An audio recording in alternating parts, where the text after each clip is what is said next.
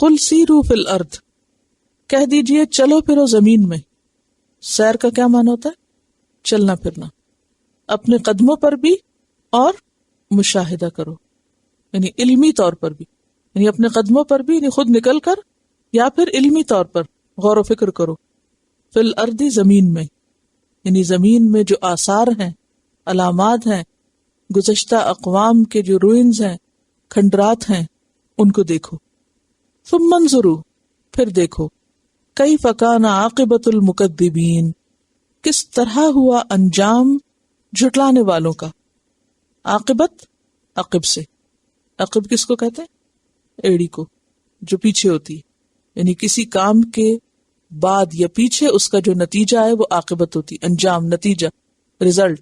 تو دیکھو پھر اینڈ رزلٹ کیا ہوا، کس کا؟ المکذبین، جھٹلانے والوں کا. مکذبین کس کی جمع ہے؟ مکذب کی. اور تکذیب بھی بیسیکلی تکبر کا نتیجہ ہوتی ہے.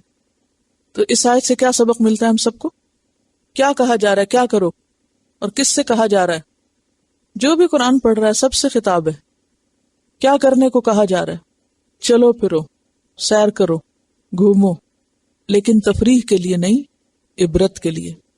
ہم عموماً ایسی جگہوں پر جاتے بھی ہیں تو بعض کا صرف اپریشیٹ کرتے رہتے ہیں، کتنی زبردست قوم تھی، لیکن اس سے سبق نہیں لیتے. آپ صلی اللہ علیہ وسلم جب تبوک کے سفر پر جا رہے تھے تو راستے میں قوم صالح کے آثار نظر آئے. آپ نے صحابہ کو کیا کہا کہ یہاں ٹھہرنا نہیں، تیزی سے گزرو یہاں سے.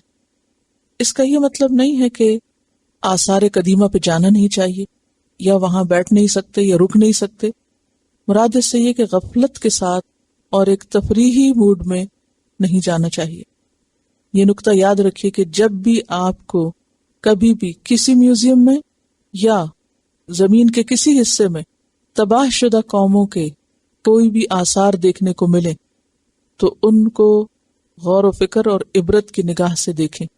اس نیت سے سفر کرنا یا اس نیت سے کسی جگہ پر جانا اور وہاں کچھ سیکھنا، یہ قرآن کا مطالبہ ہے. اور اگر خود نہ جا سکیں تو کوئی بھی ایسا ذریعہ جس سے معلومات حاصل کی جا سکے، خواہ وہ وہاں کی تصویریں ہوں یا پھر وہاں کے بارے میں کوئی کتاب ہو، تاریخ کی کوئی چیز ہو، ان سب چیزوں کو پڑھنا قرآن کا حکم ہے. لیکن یہ یاد رکھیے کہ وہ بھی محض قصہ کہانی نہ ہو یا ایک شغل کی بات نہ ہو، ایک تفریح نہ ہو، بلکہ اس سے سبق لینا مقصود ہو. عبرت کی نگاہ سے پڑھی جائیں یہ سب چیزیں. اور عبرت کیا؟ کہ اللہ کو جھٹلانے والوں کا انجام کیا ہوا، یہ عبرت حاصل کرنی چاہیے.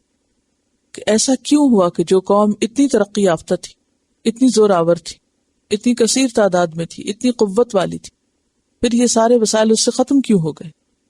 یہ سب انتظامات کے باوجود مٹ کیوں گئے؟